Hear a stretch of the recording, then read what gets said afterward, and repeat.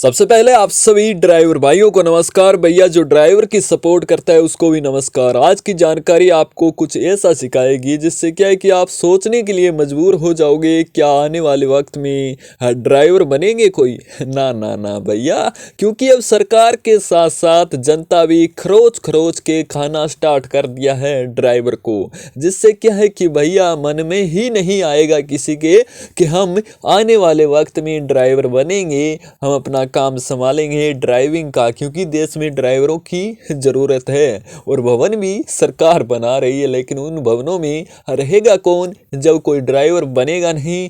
ये बात पक्की है, क्योंकि आने वाले टाइम में सरकारी जो लग जाएंगे कोई सरकारी ड्यूटी के हिसाब, वो तो बात अलग है। बेस से कोई प्राइवेट नौकरी है वो इस ड्राइविंग के काम में नहीं करेगा, वो ट्रक के काम में तो बिल्कुल ही नहीं करेगा, क्योंकि सरकार के कानून के साथ साथ अब जनता ने भी ड्राइवरों को खरोच खरोच के खाना स्टार्ट कर दिया है। चारों तरफ से डर लगता है, ऐसा ही माहौल बन चुका है। क्या है आज की जानकारी बताऊंगा तो आप भी कहोगे भैया आपकी बात राइट है। चलो क्या है जानकारी करते हैं स्टार्ट। हाँ, तो आज की जानकारी है सोनीपत की। सोनीपत तो आप जानते होंगे कि हरियाणा में है, लेकिन ये जानकारी है वो सोनीपत के बहालगढ़ की है। वहाँ पे क्या है कि 3 लुटेरों ने एक ट्रक ड्राइवर से कुछ पैसे लूट लिए, और जो ट्रक ड्राइवर थे वो यूपी के आजमगढ़ के थे और उनका नाम था जितेंद्र। उन्होंने कहा कि ट्रक से माल लोड कर हल्दी घाटी उत्तराखंड में पंजाब के लिए चला था मैं। जब वो सोनीपत के बहालगढ़ पहुंचे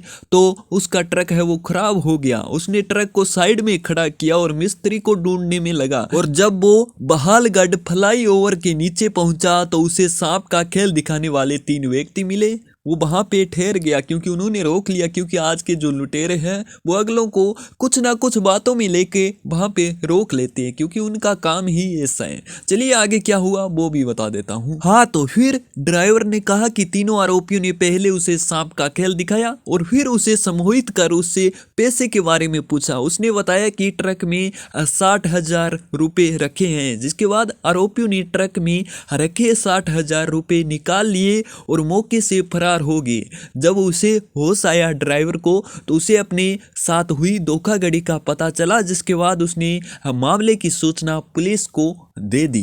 अब आप देख लो ड्राइवर भाइयों, ऐसा माहौल है वो हो चुका है पूरे इंडिया के अंदर, जिससे क्या है कि आज की टाइम कौन ड्राइवर बनेगा? पहले तो इतना बड़ा कानून, उसके बाद इतनी मार मिलती है, मतलब कहां पर कुछ भी हो सकता है, इसका कोई पता नहीं। क्योंकि वो ऐसे नहीं है और ड्राइवरों की तरह कि उन्हें 2 घंटे 4 घंटे ही चलना है, नहीं, उन्हें पूरी रात दिन चलना होता है। कभी उनका कोई टाइम फिक्स नहीं है कि इस टाइम वो सोएगा इस टाइम उठेगा, कभी भी उसे 2 घंटे मिलते हैं। कभी कभी तो क्या है कि एक ट्रकों में 2 बंदे होते हैं, उनमें से एक सोता है तो एक चलाता है, इस हिसाब से होता है। और किसी में तो एक ही होता है, उसे सबसे ज्यादा खतरा होता है। और इस हिसाब से मैं आपको बता दूं कि आने वाले टाइम में ड्राइवर कौन बनेगा, क्योंकि ड्राइवर जितने पैसे तो वो कहां पर भी कमा लेगा, और अपनी सेफ्टी के साथ, क्योंकि उसे खतरा भी साथ में उतना नहीं होगा जितना ड्राइवर को होता है। साथ में सरकार यदि ऐसा कानून लेके आ गई तो भैया 100% है कि ड्राइवर बहुत कम बनेंगे।